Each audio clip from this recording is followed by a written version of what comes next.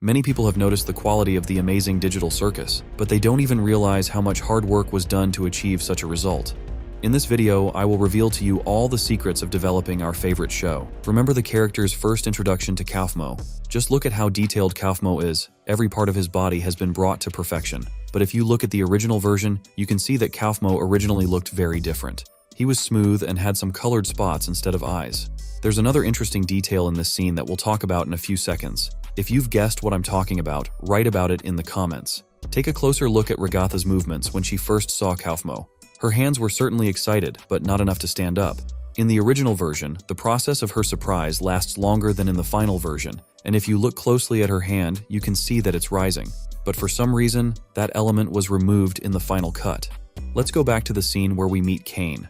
We have frames from the original animation of this scene. You can see that Kane has already been created, but if you look closely at his eyes, they seem very strange. One of them is completely blue and the other one is 80% green. And imagine if our administrator still had those eyes. I think he'd be one of the worst characters in the digital circus. And while the heart looks real, the brain looks like used chewing gum. And also these shots prove that the scene with Kane was shot very first, because in the final version we see the territory inside the tent of the digital circus. But in the original version, at the time of the story about the circus, we see only the backstage. Now let's take a short break from the video and talk about the various cursed photos that we have accumulated a huge amount of. The first one I want to talk about is Pomni. And this photo perfectly demonstrates the imperfection of the animation in the early stages. Or maybe this photo was shown to use on purpose? Look at the horror of the face in this photo. And the next leak is just as interesting. There are several theories about these unfortunate Pomni shots. Maybe it's just a bad shot during the animation of this scene, but it's not that simple. Like I said, I'm working on several projects at once. Even though Gooseworx told us that they didn't start work on the second episode until after the pilot was released, I don't really believe that. Maybe this is footage of a scene from the new episode, and if that is true, imagine what horrible events they could show us in the future. You can see that it was already the final part of the animation preparation. But what interests me the most is this photo. The authors themselves prove that this scene was recreated from an old but very famous meme with a girl and a burning house. And now, look who we have in the shape of the burning house. It's our crazy Kinger. Perhaps this is a warning to us that the next abstracted will be this strange chess piece, and even his condition speaks for it. And this is just a funny shot of Gangle with her body split in two for some reason. But I'm pretty sure that's just a bad shot of that scene. I can't even explain what's going on in this shot. It's just that Jax has turned into a very strange creature. Let's take a break from the photos and go into some very interesting details about some of the scenes. Probably the most frequent guest of this video is the welcome scene that introduces us to Kane and the circus in general. So I have footage from different angles of that scene. Welcome to the amazing digital circus! My name is Kane, I'm your ringmaster, and I'm here to show you the most jaw-dropping, heart-stopping, mind-bending paraphernalia you've ever laid your eyes upon! Isn't that right, Bubble? That's right, Kane. I can't wait to see what you've got cooking up for today. Well, let's not waste any time. And to be honest, I couldn't go on living if I didn't show you the first meeting of Pomni and Regatha with the abstracted Kaufmo in its original form, because at least for the sake of the bald Kaufmo, it's worth watching to the end. Might be that terrible thing I was talking about earlier, when you reach your breaking point? Huh? Okay, wait. Maybe there's still time to fix him if we get Kane. Whoa, Kaufmo, listen. I know we didn't always get along, like when you called me out for fake laughing at your jokes. I swear I really did think they were funny. I was just having a bit of a bad day. And now let's look at the process of creating this teaser, which is really our introduction to the characters. You can see that Kinger's eyes were originally made completely different from the final result, but all his movements were kept. Zubul also underwent a huge revision because originally her eyelids were supposed to be purple, while in the final version, they are pink. And of course, her body changed from metallic to a beautiful yellow color. We already talked about Kane's eyes, but look at the quality of Bubble. Gangle hasn't changed much either, but it's noticeable that they did a very good job of animating her tears and falling in general. And the scene with Jax and Regatha, or the introduction scene with Regatha, is a perfect example of quality post-production, because it is noticeable how Folo was the initial animation of movements and drawing of these characters, but once it came to the final cut, everything became so perfect that I do not even know how it can be repeated.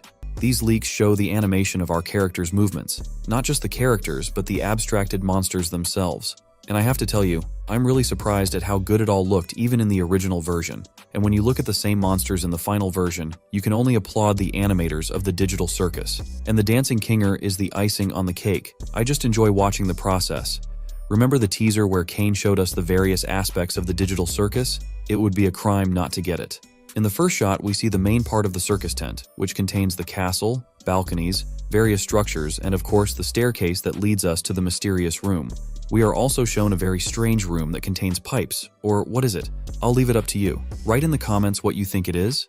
We are also shown a cellar with a strange black liquid floating on the floor. Could it be water or oil?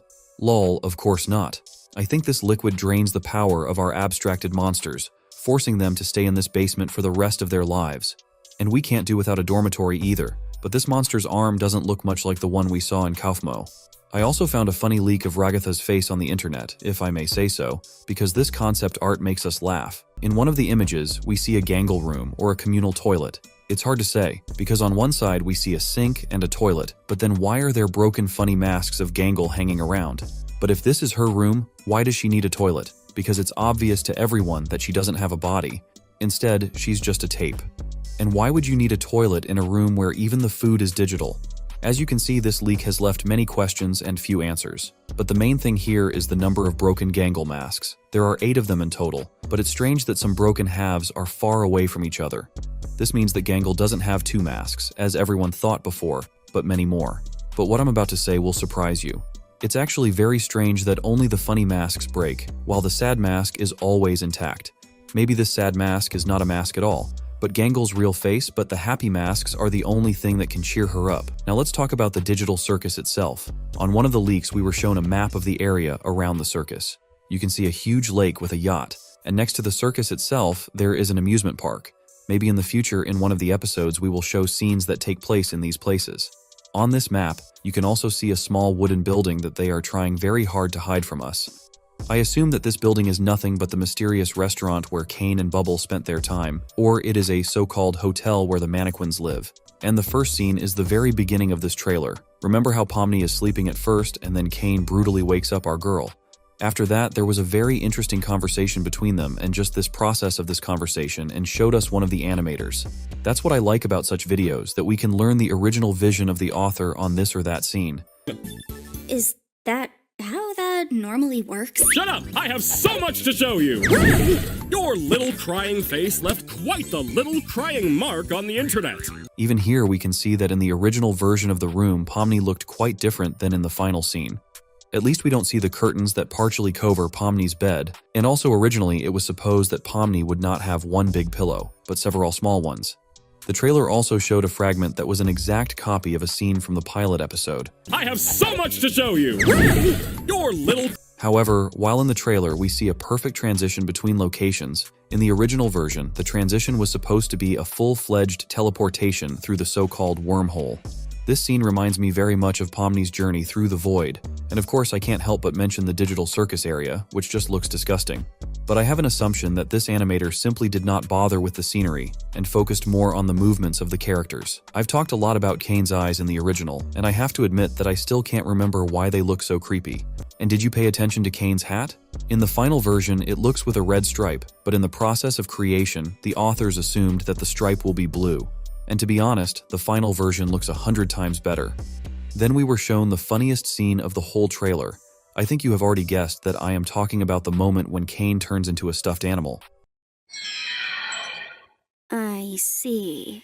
But it's not just our administrator that's interesting in this scene. Take a closer look at the digital circus tent. In addition to the main building, you can see some sort of small annex next to it. But for some reason, the creators decided to remove this building completely and put huge entrance doors in its place. How can we support the production of this cool new show? Great question, Pomni. All merch sales go right back into funding the show and allow us to do bigger and crazier things. Wowee! I've become a benefit man getting sold to fund more wacky... And in the original scene, he looks too rough, if I may say so. Just compare the original and the final version. In the original version, Bubble represents some blue substance, while in the final version, Bubble looks like a real soap bubble. Look how beautifully his body shimmers in the sunlight. And then we see Kane. Nothing out of the ordinary happens, but it's important to note that I'm once again disturbed by his eyes. Of course they are not as creepy as before, but now they both have blue circles around them, even though we all know that one of Kane's eyes is green. I think this is just a later version of the trailer where a lot of details have been finalized. And immediately we were shown that initially the creators make all the characters because all the environment around them is a gray background. And if you look at the models of Cain and Pomni, you can immediately realize that they are far from ideal. Pomni doesn't have any lightening and darkening yet, while Cain's eyes look very creepy as usual. And since no color work has been done yet, Pomni's panic attack scene looks twice as scary as it did in the second episode. Many people also expressed their satisfaction with the perfect movements of Fudge Monster and how well the creators did with the fluid movements in that moment. I am the Fudge. I used to live within the kingdom walls, but I was banished by that rotten princess after I ate too many of the delicious townfolk. Oh, they were so delicious. Sometimes I can hear them calling to me. Again, as in the previous scene, except for the liquid in which Fudge is floating and the truck with the characters, nothing else is done. And the monster itself, even though it looks very close to what was shown in the new episode, still many details that greatly affect the evaluation of the work were not ready yet. For example, all of Fudge's movements that we see in the second episode were already ready, but their smoothness was finalized. About color correction, I will not repeat for the second time, but about the monster itself, I will say a few more words. We can see that originally the teeth were a little different color, and in the eyes we still do not see a lot of circles as in the final version. One of the most touching scenes in the new episode is the first meeting of Pomni and Gummigoo, as a result of which Gummigoo from the main anti-hero of the episode turns into a very upset alligator whose world is completely turned upside down, because he learned that all his life and memories are just an illusion that Cain invented. Why are you trying to cheer me up? How does this benefit you at all? I guess I just don't want you to feel like you're nothing. I don't want anybody to feel like that. But I'm not even a real person. Would I even belong? I'm sure you wouldn't belong any less than me. And I could use a friend. And here we can already see a more pleasant image behind our characters. If in the previous scenes we saw only a gray background and incomprehensible blurring, in this scene there is an outline of the backstage in which Pomni and Gummigoo are caught. And from this, we can assume that this moment was animated near the middle of the whole process of creating a new episode. Since Pomni has been in development for a long time, it's obvious that Kevin Temmer and the rest of the animators have already had her model for a long time, and it's perfectly visible against the background of Gummigoo, who is still just an outline of the character, and his body is just gray. And also this scene shows the quality of the creator's approach to the second episode, because the interesting color correction in the final version makes me give them a standing ovation, especially considering how it all started. Now let's move on to the scene where Pomni hangs between two trucks and can't hold on, while Jax prepares to shoot. Here it is. All right, Pomni, you just stay like that and I'll cross over. Are you kidding me? Nice going, Pomni. Now I have no bridge. And here we already realize that at this point, the creators are closest to the final part of creating animation, because there are already present at least some colors, in addition to those that we see in the characters. And also note that the body of Pomni is no longer a classic fill, but has lightning. I also find it amusing that many characters in the intermediate version have very strange eyes. Also funny is Jax's weapon, which was originally green and Kevin Temmer got a bachelor's degree for it. And if you look at this scene in more detail, it gets a little creepy to realize how such movements came to be in his head. And now, we're back to Pomni and Gummigoo. I don't know. We're somewhere under the map, I think. Map? Why aren't you or any of your crew up here? I'm not sure. Because we're not, NPCs? NPCs? What are you on about? What are you people? And this scene finally confused me, because in the previous similar scene we saw outlines of locations, and here, all this is not. But most likely Kevin Temmer in this way wanted to show us different stages of the process of creating animation. Because here Gummigoo, although far from ideal, but still has at least some color and separation into light and shadows.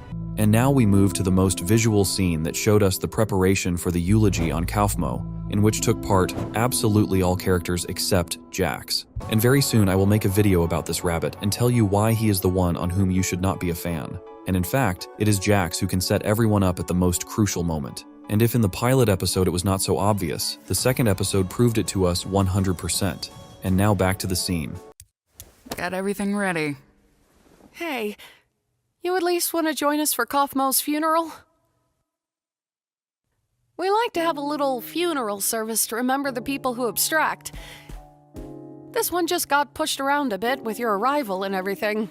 It's the least we can do to honor their memory. And the first thing to notice is that Ragatha's dress in the final version has a purple color, while the intermediate version shows us a blue dress. Also on the body and on one of Zubal's legs, we don't see the usual stripes, while Jax is paler than we are used to seeing him. Those who have watched it to the end now realize that a 25-minute episode requires months of painstaking work.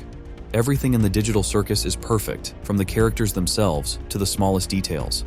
Let me know in the comments how much you appreciate the hard work of Gooseworx and her team.